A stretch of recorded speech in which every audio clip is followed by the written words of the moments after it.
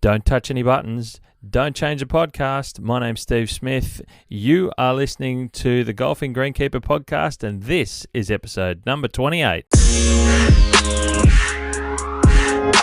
Welcome back to the Golfing Greenkeeper podcast. Thank you for joining me once again for another episode where this time we go back to Keeper of the Greens. I'm going to do another interview, which you'll hear very, very shortly, with another superintendent from Australia. And this time, going to venture out into a regional part of New South Wales, somewhere out of Metro, something a little bit different, something you may not be expecting, and I'm really hoping you're going to enjoy listening to it. Let's get stuck into Keeper of the Greens.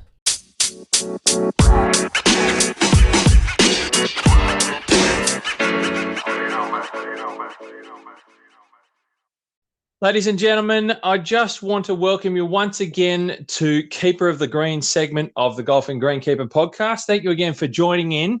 And we're going to travel a little bit throughout New South Wales with this one. We were on the coast in Sydney, on the eastern suburbs last time.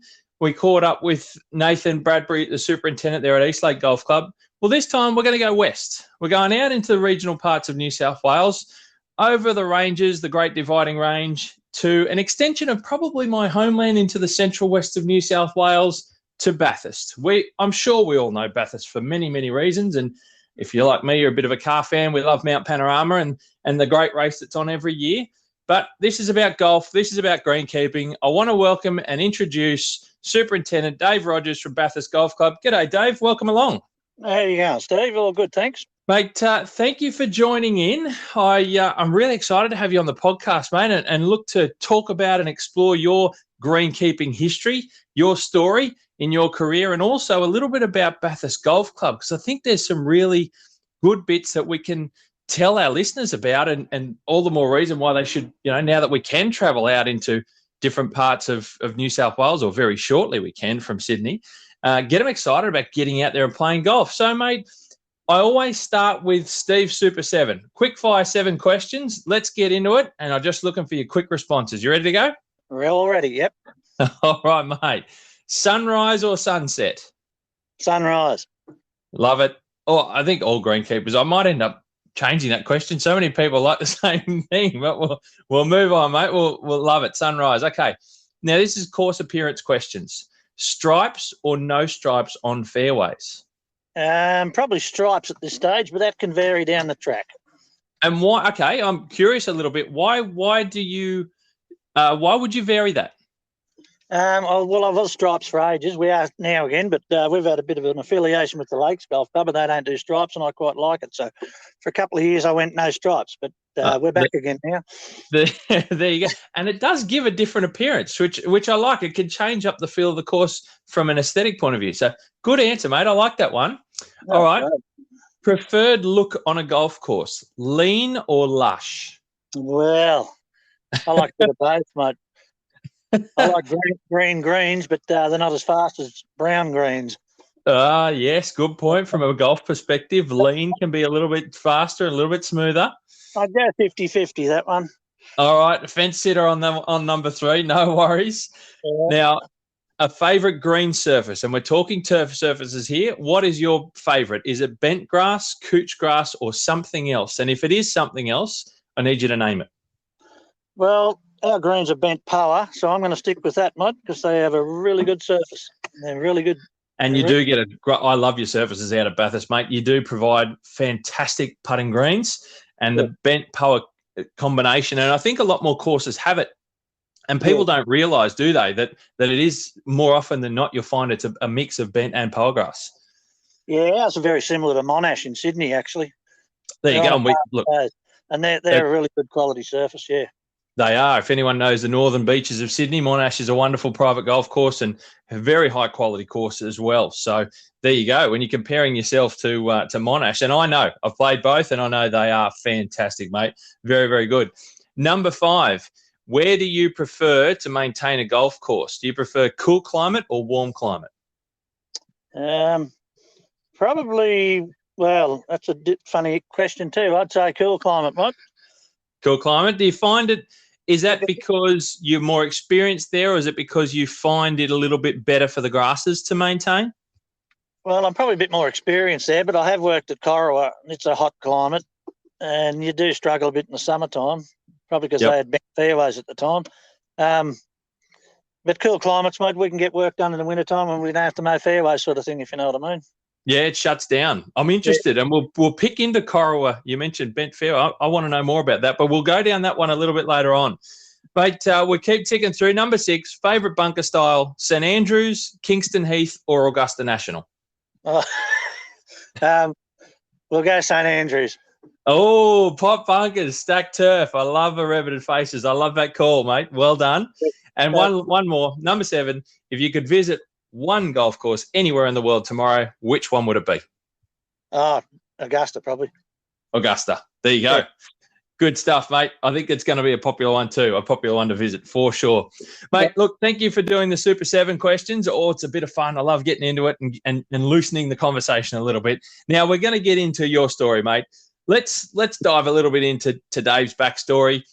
How did you get into greenkeeping? When your career began, how did you get into the greenkeeping side of a career, and what was that journey like to begin with?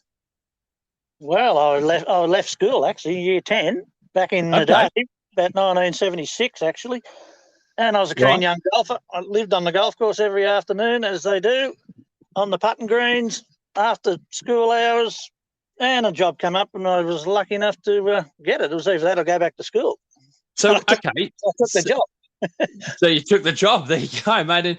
And you talk about, I think, you mentioned that it was in 76, and I suppose and you're a generation, you're a bit older than I am, probably a generation before me, where I think year 12 finishing, I was probably on the cusp of where it was probably starting to be more normal to leave in year 12. But my parents' age and your age, it's probably year 10 was more normal to get into a trade and get out there into the workforce. Oh, and you said that you went from year 10 to work and you grew up playing golf on a course. Where was that? Which golf course?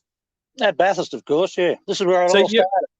So this is it. This is your home. This is where you grew up. So Bathurst, you born and bred, and we know that you're there now. So that's how it started from a bit of. So have you always been a golfer from a young age? Yeah, I always played golf, mate, ever since I was about 13. Yeah, right. Okay. And you obviously enjoy the sport. And to be honest, out of the people that I've interviewed so far, you're the first one that's come from playing golf, which I find quite interesting because I think, and I've said this before, I think people from outside and golfers from outside the greenkeeping industry often think that we come from golfers. So there is a percentage of greenkeepers that do come from playing golf. There's also there's a higher percentage, I think, than we realise that come from outside golf. So, mate, very interesting and good to see that you're a Bathurst boy and you've come up and you're still there, mate. I love it. But yeah, I know circle, so I come around. I'm back here now forever. And that's it, mate. And I know the circle, and now we're about to hear that circle. So before Bathurst and where you are now, what was your journey from starting after year 10 in school? Okay. How did you get to where you are today as superintendent, mate? Tell us your story. All right, I'll give you a bit of a rundown. Like from 1976, apprentice greenkeeper here at Bathurst. Yep. And we had a 2-year TAFE course, and that was at Orange, which was good. It's only 60 k's away. Okay. And at that college, there was probably 20 in my class, and they were from all around the state, like from Rimmer right up to Yamba. They just travel down on a block release. Oh, yeah, out west, Walgett, places like that. Wow, that's a really big draw for Orange TAFE, and I didn't realise it was that big back then. Yeah, back then, yeah, it's all downhill now, but, yeah, it's pretty good. That went for 2 years. I did the last 2-year course. They started a 3-year TAFE course after that. Yep. So I did 2 years at TAFE and then another 2 on the job, become qualified. So I was only 20. And my predecessor, we lost all the greens here back in 80. We had a hell of a drought. And algae got in, and then they actually got rid of him. And I took over. I was only 20, raw as rocking horse stuff, you know. Anyway, we got all the greens back, and then they put an older bloke on. I was a bit disappointed over that. So you took over as superintendent at the age of 20? Yeah, I was about 12 months into the job, and then they applied and put on a senior man. Okay. But down the track, that was good for me. So when I was about when I was about 23, so I was still working here. A lot of my mates were working over at the corrective services, Bathurst jail's right next to the golf course here, and they were making the big bucks. So I went over and joined them. Okay. In blue, not green. So as long as you're on the right side of the bars. Yeah, I did some training down at Long Bay and then come up here. So I spent 2 years at the jail. So you left the industry for a period? Yeah, a couple of years. Right. Oh, a couple of times I have, yeah. And anyway, Okay. the superintendent's job at Bathurst Golf Club came up, and that was about 1985, and I applied for it and got it. So I was a super here for 6 years. And in that time, 1990, we had the New South Wales Open here. Did you really? Yeah, that was a bit of a stepping stone, yeah. Mate, that's incredible. And just a bit of a sidekick there. Peter O'Malley was my apprentice here. He's a Bathurst boy.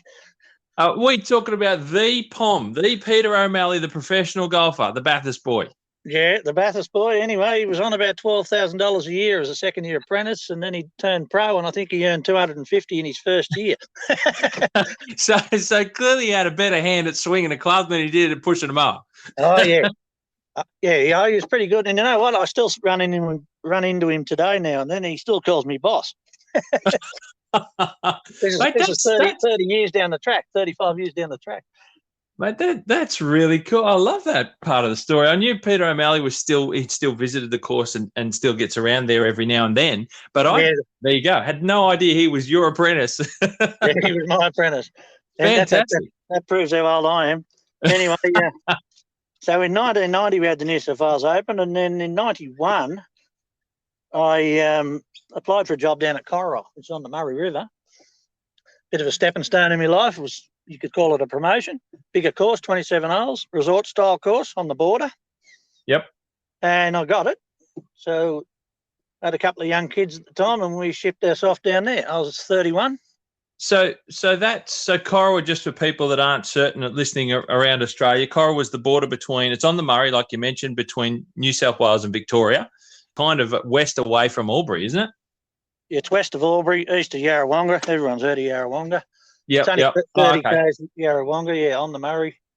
The river runs around the course. Yeah, it's beautiful. Beautiful course down there. Beautiful. So packed up the young family and gone down there.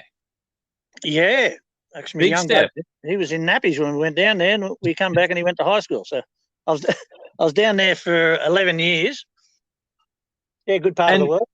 And how did you find Corowa? So let's talk a little bit about, obviously it was a step up, you mentioned, from Bathurst, even though you just held the New South Wales Open. You've gone to Corowa, bigger course. There's obviously more staff required, bigger team. There's a lot more of everything going on. How was Corowa as a stepping stone? Was that a really good step for you in your experience and your learning? Yeah, I think so, because even though we were in New South Wales, I did attend a lot of Victorian super meetings, and I played a lot of golf courses down there because it was closer to Melbourne and it was obviously Sydney. Corowa's only a little town. There's only about 6,000 people there now. But it was good to bring up kids. The golf course was a really good golf course, but the greens weren't as good as Bathurst. I must tell you that now. There you go. Love it. The course itself was very picturesque, yeah. So at 11 staff down there compared with 5 up here. Yeah, right. There's only about 6 down there now, running 27 holes. I don't know how they do it.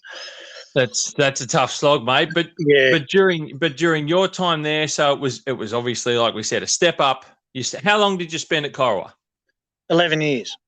11 years, and then what was your next step? Is it back to Bathurst, was it?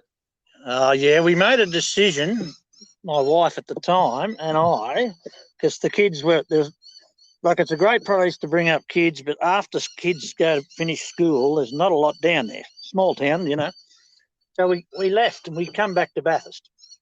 Okay. Right. Then I went painting for about 4 years. I hooked up with a painter. I got out of the industry altogether. So you're gone out of the industry yet again, number 2. Yeah, why not? Explore the world. That's my theory. Sure. Anyway, I went painting for about 4 years with a painter. I learned a lot on that.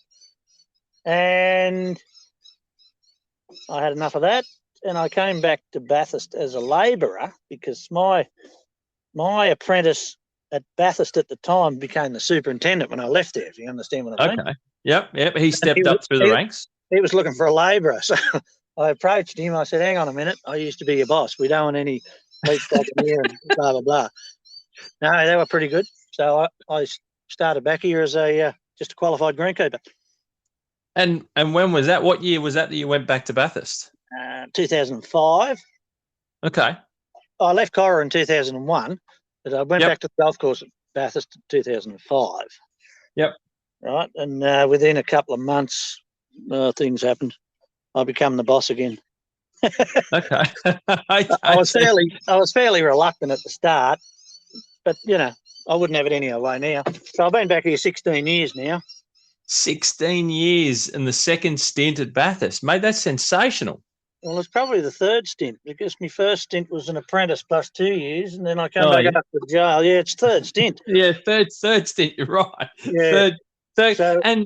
So do you? I just was going to throw in there. Interesting that you've gone out and come back and gone out and come back. Do you find greenkeeping an industry where that's actually quite plausible to do? Because there's some industries where if you leave, you kind of become outdated and it's difficult. You've got to upskill and uptrain and do all those sorts of things to really get back in because technology changes and business changes. But greenkeeping, in a sense, allowed you that little bit of life flexibility. Well, it did, and it really is a great job. You're outdoors, even though it's hot and it's cold, but it all makes up for it, And you have a little bit of freedom, especially as super. You got to be on the ball 7 days a week, but it takes care of itself. Yeah, and there is a lot of, like we've talked about in the past, and I think casually we've spoken about the time and energy that it soaks up in you. But when you decide that this is what you're going to do, it's the love of the game anyway. It's the love of the job. And it's I suppose ultimately the moment that it becomes not that enjoyable anymore.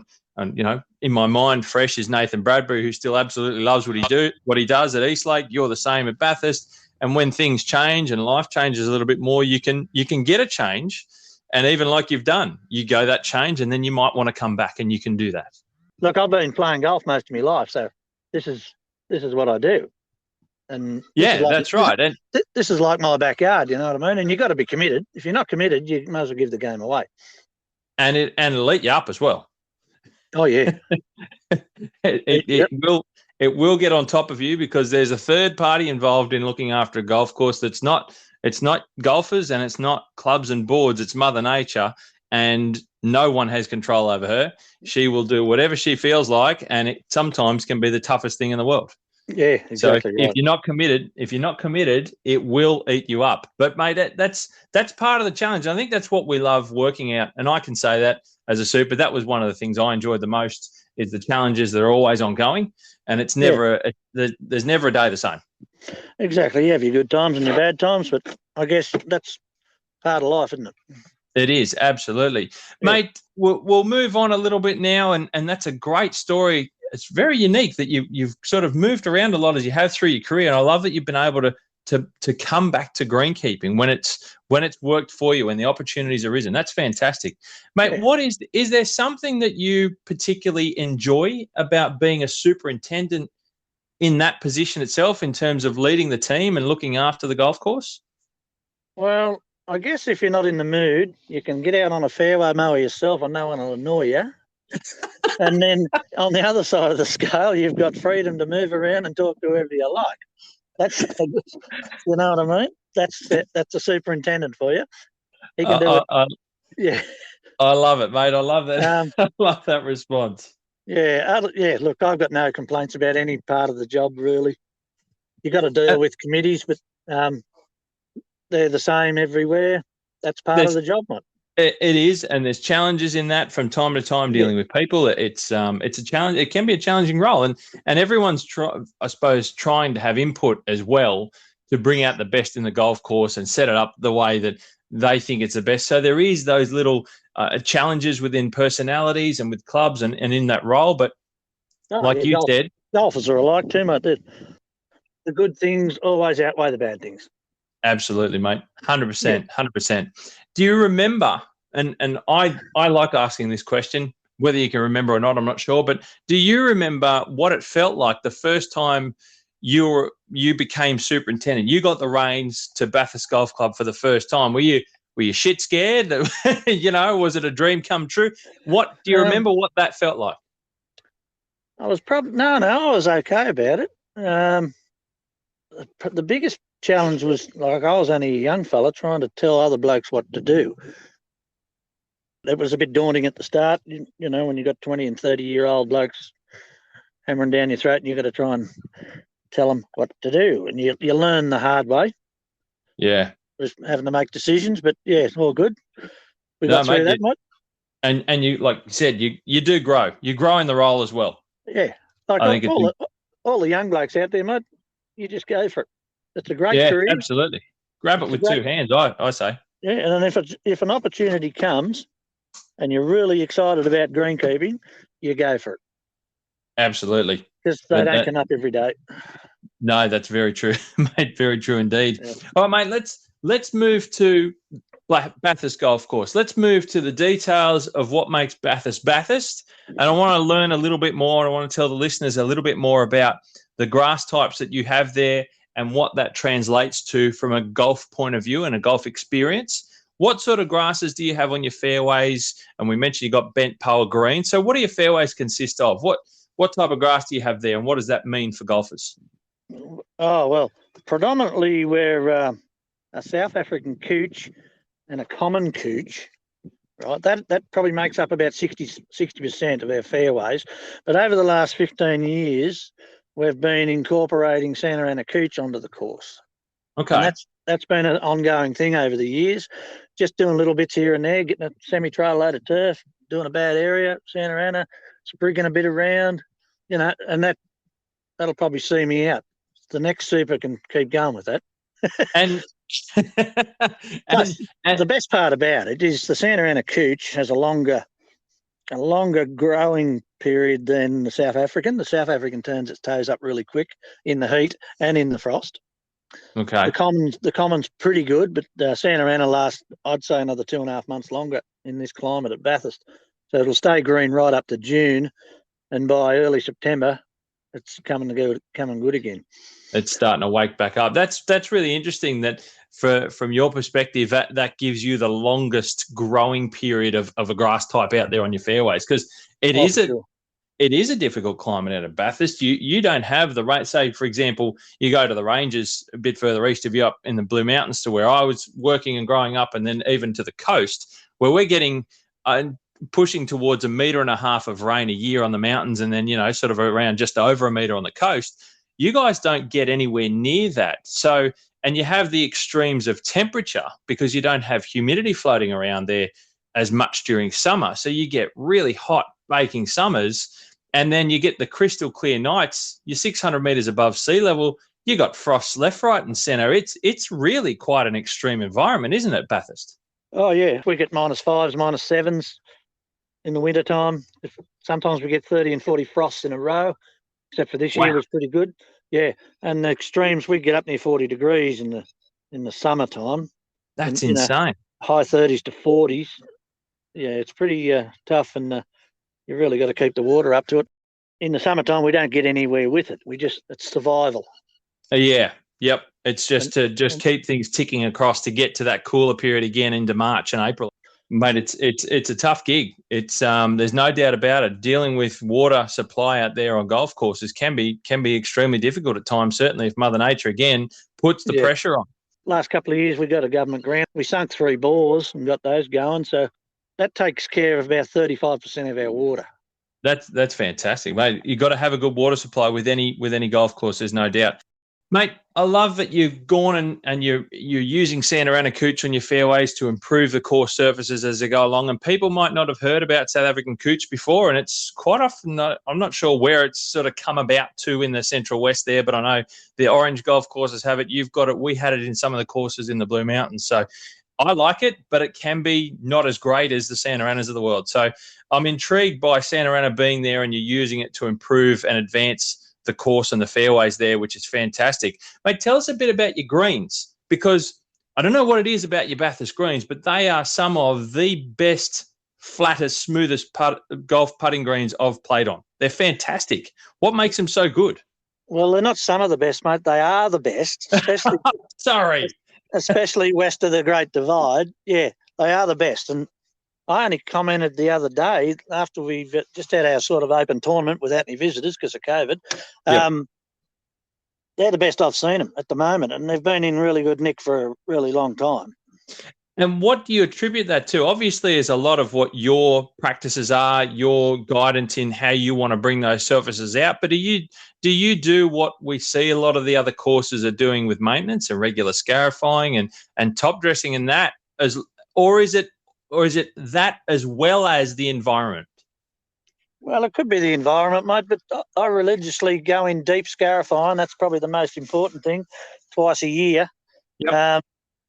I only holotine the greens, which is cores with cores coming out.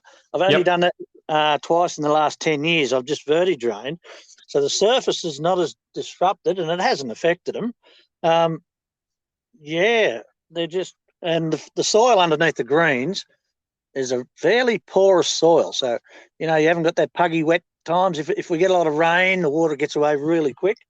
And that's interesting that you talk about the soil, because I think as I start to talk to more superintendents and the listeners are starting to learn more about the course makeup and what makes them good to play on and the differences in playing on, soil characteristics really do stand out as having a huge impact on how courses react to golf. So, like you said, your green soils that you've got there on site, and some of them are quite old, aren't they? Oh, yeah. This course, I think this one is... well, the golf club itself's about 130 years old, but the course, I think this course was in the late 40s it started. It was a different site. Yeah. So a lot of these greens have been around since the 1940s. So they're the best part of 80 years old. Yeah, and they'll last another 80 years. Don't worry about that. and the soil characteristics, like you said, it's quite free draining, but it obviously retains the moisture pretty well, considering how difficult the summers can be there. And that characteristic is lending itself. I'm starting to show people and expose that more golf courses aren't coring their greens as much as probably what we once thought or once used to 20 years ago. That now you have other things, other tools at your disposal, along with more improved knowledge on how to manage grass that, like you said, you've done it twice in 10 years. We're talking to Phil Hill from Barn Bugle there a few episodes ago, and he's never done it because they have straight sand. So there are certain characteristics that you've got to learn and work out what brings the best out in your surface. Well, another major factor you've got to bring into this is demand to play golf. They don't want golf courses out of play, mate. People want to play golf, and they're willing to pay for it. And we're getting more and more here at Bathurst, visitors playing all the time because it's a very user-friendly course. Yes. So that has a lot to do with it. And the club events always coincide with when I want to renovate greens, like pennants in the autumn and something else comes up in the spring. So we've got to work around. We actually have to work around golf. And like courses in Sydney, they do it all the time, but it's come into play here in the country.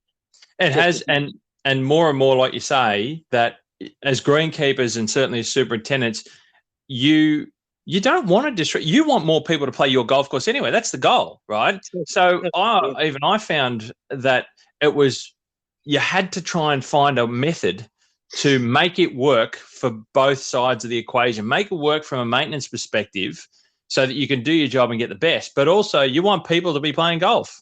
You don't want to have a golf course that's being maintained in a way that golfers are having an unhappy time out there because it's heavy top dressed and the core holes have got to repair for the next 3 or 4 weeks. Exactly. So we have improved the way that we look after greens. So, mate, that's a really interesting improvement to how you do it at Bathurst.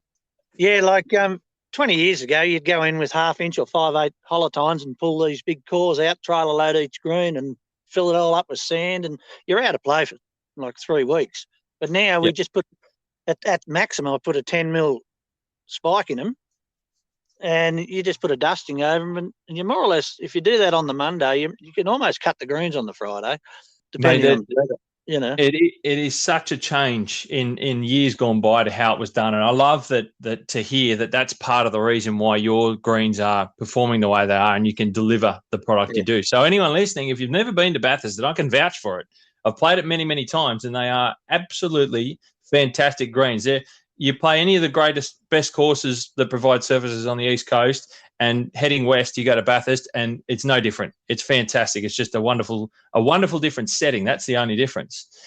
Let's talk about some of those characteristics and how they change from season to season. Because I remember I chatted with Superintendent Ben Lucas from Tokemwell a couple of years ago, and he was telling me that, and this was on my Instagram, he was telling me that they shut their watering system down through winter, and actually because of that, and they get a little bit of rainfall that's enough to keep the course growing, they don't, their course and their greens firm up for winter. And he finds that a lot of the Melbourne visitors there on the Murray really enjoy playing the course more in winter because it's more bounce and run and more akin to their type of golf. How does Bathurst change from the peak of summer to the depths of winter?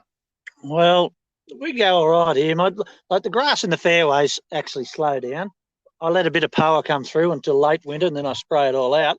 So we've still got that green tinge about it. The fairways, we might only cut them once a month just to tidy them up in the wintertime, just to keep your shape. The greens we're still cutting 4 or 5 times a week in the winter, every day from now on right through to May. But, look, we still get a big crowd of golfers coming, summer and winter. It's probably the miserable weather early. Like they get out playing in the frost at 6:30 in the morning, and they don't thaw out till they play 9 hours. Well, that's their problem, really. But if they're keen enough, go for it. I remember in the mountains we'd have the top soil layer. The first sort of centimetre or two would actually freeze solid on some of our greens, and it'd be like trying to land a golf ball on a concrete slab. It would just bounce. That's the only downside of playing that early. They get a lot of run here in the summertime. If we're having a hard time with irrigation and no rainfall, you can hit a drive. You get 80, 90 metres of run on some of these holes. So a lot of the older people that want to come and visit here, you'll get good run January, February. You'll hit a good drive. And you'll be pumping the drives out there. It'll make the course a little bit shorter for you to play. Interesting changes, probably so by the sounds of it. Bathurst more changes with the cycles of rainfall as opposed to the temperature cycles of seasons. Yeah, for sure. That's exactly right. We're gauged by our rainfall, that's for sure. Okay, let's talk a little bit about what makes the course unique. What is it that you find has Bathurst a standout, whether it be its location from other courses around the place? Why is it an attraction? Why is it a bit of a destination for people to come and play? I know that I love the layout. I love the greens themselves. They're beautifully smooth greens. We can talk about how good they are all day. From your perspective, you see it every day. You're there first light, before first light in the morning. What makes Bathurst a bit unique from where you stand? Well, the course itself, we're a very natural course. We live on a bit of good bit of land with beautiful yellow box trees. It's all native. There's not a lot of pine trees around. Not a lot of broad-in species. A lot of yellow box and red gum. So that's a feature. The layout's fantastic. There's a lot of. That's a very tight course. If you're in the rough a bit, you got those yellow box trees to play around.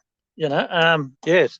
It's just a great layout, and it's probably user-friendly to the older style of person and the younger style of person. So it's not a long course, but it's you can certainly get into trouble here.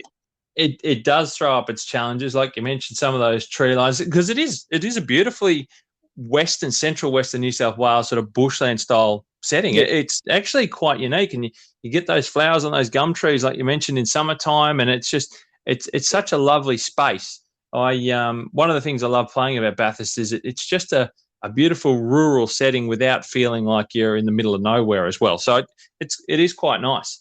Yeah, for sure. Is there a spot on the golf course? This is a question I like. This is an unusual one, but it's a question I love asking. Is there somewhere on the course that, you get there some mornings, you go, you know what? This is the best spot to look at the course from. I love it when it's dead still, or it's frosty, or it's beautiful, warm morning, whatever. Do you have a spot on the golf course that people can experience when they play and you just go, that's it? Well, I'll give you another answer in a minute. But yeah, up top of the 15th hill, mate, you can overlook the city. You can see the whole town of Bathurst. Oh, really? They call it a city now. There's about 50,000 people here.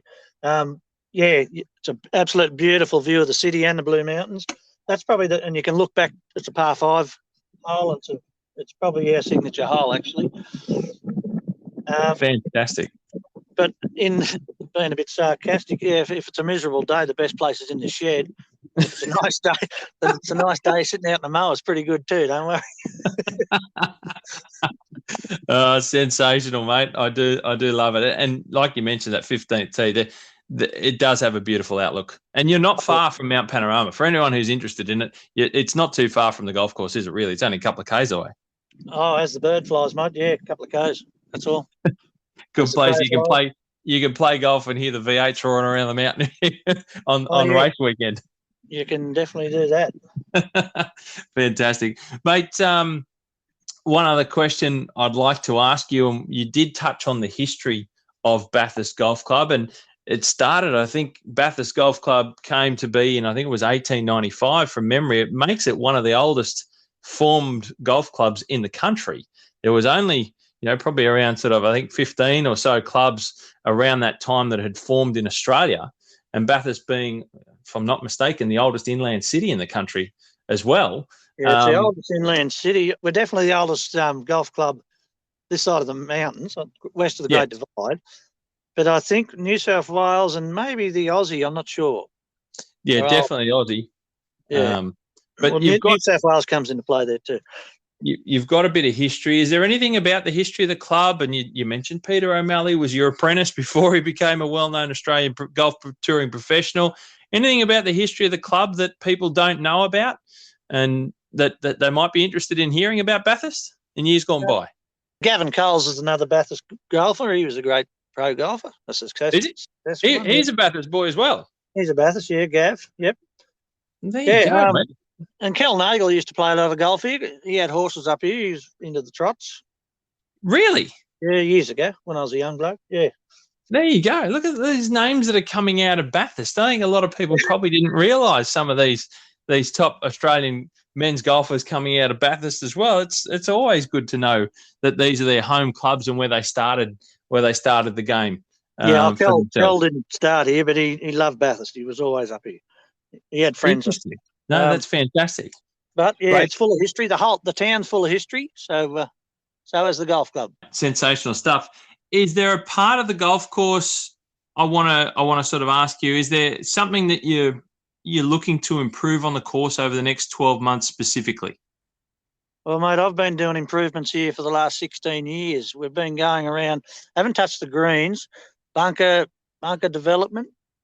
I'm big on landscaping around greens. That comes into play with bunker development. Okay. Because good bunkers and good landscaping around the greens makes your golf course. I've been doing that 5, 6, 8 years. And that never stops. We've got a couple of bunkers to do around Christmas time. And I get a good run here because they let me design it and shape it. I do all the work and they leave me to it, which is a credit to the board. Yep, they trust you, obviously, and they're happy with how that's moving forward and improving the course as well over time. And all works like that are done in-house. So we do it all ourselves. Mate, it's a good challenge to be able to have as well, and certainly from a member's perspective, from visitors that come out there and frequent Bathurst and play, that they can always see the course improving. And that's a bit of a common theme that I've started to hear from superintendents that I've spoken to on the podcast and also socially as well, is that they're always wanting to make sure where they can that they're doing something. I talked to Phil Hill from Barn Bugle, and as amazing as that facility is, he said, between himself and Richard Sattler, it's about the 1%ers. So even if there's no major works going on, it's always a path that might need to be improved or some tree management involved or something to keep ticking, because otherwise it starts going the other way on you. And after a couple of seasons, that happens pretty quick, doesn't it? Oh, it does for sure, mate. And these type of older courses, you've got to keep upgrading them because they're getting outdated. They get the new courses. Our courses are great, but you need to improve these things, the shapes of bunkers, etc., like that. Moving fairway bunkers because they're hitting the golf balls 50 metres further today than they did 30 years ago. Things like that. It's a challenging time for, like you said, say established golf courses to keep improving and stay relevant. And there's always going to be a shiny new toy open up that's a new golf course that people want to experience. And I think we probably should remind ourselves that we have some fantastic established courses all throughout Australia. And you're one that's in the Central West over the range, along with a group of a good circle you can base yourself. And I've said this on my traveling segment on the podcast quite a while ago, is that you can be in the Central West and you've got a plethora of fantastic courses in some wonderful country towns to spend a week and play some fantastic golf. Oh, yeah. A lot of groups come out this way, yeah. They spend a bit of time in Bathurst. It's a wonderful part of the countryside and certainly unique enough with the environment itself and the experience that you can get out of a place like Bathurst. And, mate, look, I know you do a wonderful job. I've been fortunate enough to take be organiser of the Central West Greenkeepers Golf Day that we've been to at Bathurst in recent years, and it's always enjoyable. And whenever I go there, mate, it puts a smile on my face getting even just to have a look at Bathurst Golf Club and see how well the place is going with cars in the car park and plenty of people enjoying it. So, Dave, thank you very much for being part of Keeper of the Greens. It's so good to have someone from a regional rural area that's, whilst it is a city, like you mentioned, it's a country city, it's not an environment that's conducive to high rainfall and always lush green golf course, and something that some people consider is the only type of golf you should play. Bathurst is such a good destination with so many good surfaces, and it's a unique experience just the same. So, Dave Rogers, thank you very much for being part of the podcast, and it's been a great time having a chat and learning a bit about your story in greenkeeping and also Bathurst Golf Club. Good on you, Steve. Thanks, mate. It's a pleasure. Well, there you go, guys. Dave Rogers, Superintendent at Bathurst Golf Club. Dave's just a great bloke, great character, loves life, and certainly you can tell by that conversation just how much he loves his Bathurst golf course, and he enjoys greenkeeping there. And obviously, being from Bathurst, just has a passion for the place. You can tell, and he delivers such a great product. And I'm sure you could hear in his voice just really, like I said, how much he enjoys delivering that for people to experience when they visit the wonderful regional city that is Bathurst. So there you go, great chat. Now, what I will say, guys, thank you again for listening. Please like, share, subscribe, have a look into the show notes. I'm going to have a few links there that you'll be able to have a look at, click on, and go and see Bathurst Golf Club and the like. So have a check out of that as well. I will say that this will be a bit of a break. I'm going to have a few weeks break from Keeper of the Greens now. It's going to come back in mid-November. Some minor changes, something for you to keep an ear out for, and I'm going to lead into it coming next month in November. So there's a few changes coming soon to Keeper of the Greens segment, and I hope you're looking forward to it. I'm certainly looking forward to showing you and bringing it to you, and really excited about what's ahead for Keeper of the Greens. I'll be back next week. As always, you hit them clean, we'll keep them green, and I look forward to catching up with you in 7 days' time, where I'll give you a little bit more news about what's going on.